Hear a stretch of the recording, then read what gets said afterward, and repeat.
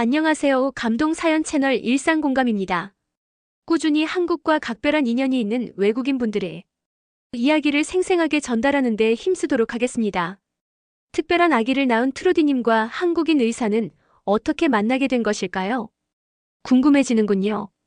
이제부터 트로디님의 사연 소개 부탁드립니다. 이제 오늘의 사연자분 모셔볼게요. 사연자분 안녕하세요. 안녕하세요. 저는 미국 로스앤젤레스에 살고 있는 트루디라고 합니다. 저는 선천적으로 남들과는 조금 특별하게 태어난 딸 아이를 키우고 있답니다. 그 아이의 삶에 또 다른 빛을 제공해준 한국인 의사와 관련된 이야기를 전해드리고자 이렇게 일상공감에 인터뷰 요청하게 되었습니다. 저는 남편과 딸 셀라와 함께 로스앤젤레스에서 현재 오손도손 살아가고 있답니다. 처음 남편을 만나게 된 것은 고등학생 때였고 10년간의 긴 연애 끝에 결혼에 성공할 수 있게 되었어요.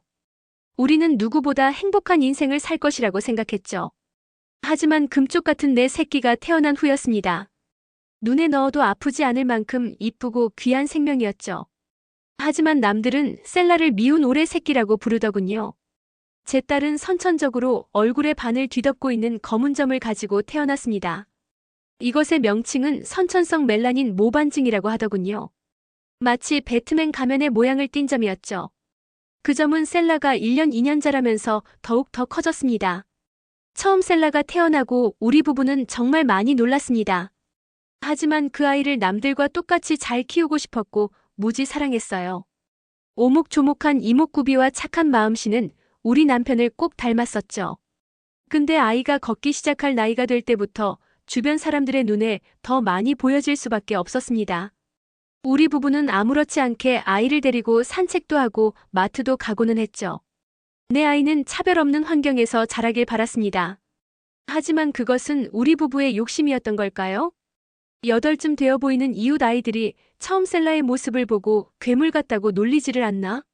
아줌마들은 아이에게 무슨 문제가 있냐고 아무렇지 않게 우리에게 상처를 주는 것이 아니겠어요. 초반에는 이 일이 아이의 병에 대해 설명했지만 그렇게 설명해봤자 자기 자식들을 데리고 우리를 점점 피하는 모습을 보고 우리 부부는 참담한 심경을 숨길 수가 없었습니다. 어느 날은 한 10살쯤 되는 아이가 셀라를 보고 흑인으로 태어난 것 같다고 하더군요. 아빠 엄마는 백인인데 딸이 흑인이니깐 이것은 돌연변이 생명체라고요. 순간 저는 흥분을 주체하지 못해 아이에게 설명했어요. 그렇게 생각하거나 말하는 것은 잘못됐다고요. 근데 웃긴 게 뭔지 아세요? 같이 있던 아이 엄마가 자기 자식이 뭐 틀린 말했냐는 겁니다. 부모가 하얀데 자식이 까만 피부를 하고 있으니 돌연변이가 아니면 뭐냐는 거예요. 저는 그 소리를 듣자마자 분노하며 그렇게 생각하는 당신들은 차별주의자고 문제가 많다며 소리치고 욕을 하고 집에 들어왔어요. 저는 집 문을 닫자마자 남편 품에 안겨서 대성통곡을 했습니다. 셀라가 자라면서 이런 차별과 수모를 계속 당해야 할 텐데 우리 부모는 어떻게든 해결을 찾아야 했어요. 그 마음은 아마 아픈 자식을 키워보지 않은 사람은 절대 모를 겁니다. 우리 가정은 못 사는 편은 아니었지만 셀라의 모반증 수술 비용은 미국에서 어마무시했습니다. 치료와 수술비를 감당할 수 없을 뿐만이 아니라 로스앤젤레스, 보스톤, 뉴욕 등등 많은 곳을 알아보았지만 수술을 하겠다는 마땅한 의사도 구하기 어려웠어요. 그렇게 마땅한 해결책을 발견하지 못한 채 반년이라는 시간이 흘렀습니다. 그런데 우리에게 새로운 희망의 씨앗이 피어나기 시작했습니다. 셀라가 4살쯤 자랐을 때 우리는 한인타운에 놀러간 적이 있었어요. 바쁜 일상 속에서 간만에 외출이라 우리 가족은 들떴어요. 이제는 아이의 얼굴이 남들이 쳐다보는 것은 익숙해져 버려서 별다른 신경도 쓰지 않고 자포자기한 상태였답니다. 그곳의 뷰티샵에 들려 제가 좋아하는 한국 브랜드 화장품도 구매하고 점심을 먹으려 두리번거렸어요. 셀라가 무슨 냄새를 맡았는지 한국 분식을 파는 가게로 들어가자고 보채기 시작했습니다. 셀라는 그곳에서 김밥과 우동을 특히나 좋아했어요. 그 작은 입으로 다양한 야채와 밥이 들어간 김밥을 하나씩 쏙쏙 먹는데 그 모습이 너무 사랑스러웠답니다. 그런데 어디선가 낯선 동양인 남자가 셀라를 뚫어져라 쳐다보는 게 아니겠어요? 그 눈빛은 보통 사람들이 셀라를 징그럽거나 이상하게 쳐다보는 것과는 좀 다른 느낌이었어요. 무언가를 탐색하는 듯 하기도 하고 걱정스럽게 쳐다보기도 하고 아무튼 굉장히 묘한 눈빛으로 빤히 셀라를 쳐다봤습니다. 남편은 혹시나 그 남자가 아이에게 해코지라도 할까봐 셀라의 자리를 돌려 앉혔어요. 그런데 그 남자는 일어나 우리를 향해 조심히 다가오는 게 아니겠어요. 우리 부부는 귓속말로 그가 다가온다며 아이를 잘 챙겨야 한다고 조용히 속삭였습니다. 근데 심각했던 표정을 하고 있던 그의 얼굴이 일시에 안타깝고 걱정스러운 표정으로 바뀌기 시작했어요.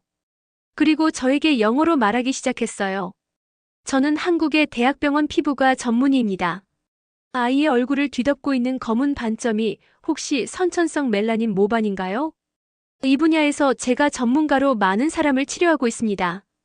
혹시 아직까지 제대로 된 병원과 의사를 찾지 못했다면 혹시 한국으로 오셔서 치료받으시겠어요? 상태와 크기를 보아하니 추후에 피부암 심하면 흑색종으로 변형이 될 확률이 높아 보여요. 흑색종으로 변형되면 건강에 치명적인 위협을 줄 수 있습니다. 그는 우리 부부에게 진심 어린 말투로 이렇게 말했어요. 아이가 참 예쁜데 마음이 아프다고 도와주고 싶다고요. 한국은 미국과 같이 수술 비용이 그렇게 비싸지 않으면서 우수한 의료진들과 의료기기가 잘 구비되어 있다고 하면서요. 우리 부부는 조금의 경계를 가지고 있으면서 서로 생각했답니다. 우리 아이의 선천적인 질병명을 맞추고 그의 진심 어린 말투는 우리에게 신뢰를 갖게 만들었답니다. 그리고 그는 한 가지 더 말했어요. 자기는 의사가 되기 전에 관상학에 관심이 많아서 공부했다면서요. 딸 아이의 관상을 보니 분명 커서 세상에 많은 이로움을 끼칠 아이 같다고요. 아이가 이렇게 예쁘고 훌륭한 사람이 될 아이인데 뭔가 자기가 도울 수 있는 것이 있다면 꼭 돕고 싶다고요. 집에 와서 추가적으로 검색해봤더니 한국은 의료보험 시스템이 잘 되어 있어서 잘만 하면 치료와 수술비를 절감할 수 있을 것 같더라고요. 인터넷 기사를 보았는데 피부 질환 치료 관련하여 수술한 사례들이 굉장히 많이 보였답니다. 우리는 그 이후로도 미국의 세미나차 방문했던 그 한국인 의사와 만나서 많은 소통을 나눴습니다. 그리고 결심했죠. 아이를 한국에 가서 치료하기로요. 한국인 의사는 먼저 한국으로 돌아갔고 우리는 미국에서 급하게 처리해야 할 업무가 있어서 한 달 정도 머문 후 한국으로 방문했습니다. 그가 일하고 있는 대학병원은 무지하게 컸고 전문적인 의료기기들과 의료진들이 비치되어 있고 일하고 있었어요. 우리는 좀 더 그를 신뢰할 수 있었죠. 그렇게 한국에서 1차 치료를 받았답니다. 광범위 피부 절제술과 피부 이식술, 레이저 치료, 냉동요법, 박피술 등 각종 치료와 수술 항목들을 다양하게 병행해야 하지만 효과적으로 셀라의 질병이 치료가 된다고 하더군요. 현재는 1차 치료 후 한국에 머물며 2차 치료를 대기 중에 있습니다. 이 치료는 한 번에 끝나는 게 아니기에 끈기가 중요하다고 해요. 우리 부부는 우연히 만난 한국인 의사 덕분에 딸 아이의 선천적 병을 치료할 수 있다는 희망 하나에 얼마나 큰 감동과 감사함을 느끼는지 모르겠습니다. 물론 완벽한 치료까지는 시간이 필요하겠지만 한국인 의사 선생님의 따뜻한 마음에 어떻게 보답하면 좋을까요? 여러분 셀라가 안전한 치료와 수술로 정상적인 삶을 살 수 있도록 간절히 기도해 주셨으면 좋겠습니다. 그리고 한국 정말 감사합니다. 트루디님의 감동 사연 잘 들었습니다. 우연히 만난 한국인 의사의 따뜻한 마음씨로 셀라의 치료가 가능해졌군요. 셀라가 앞으로 남은 힘든 치료와 수술을 잘 버텨내어 누구보다 멋진 아이로 성장했으면 합니다. 지금까지 감동 사연 채널 일상공감이었습니다. 감사합니다.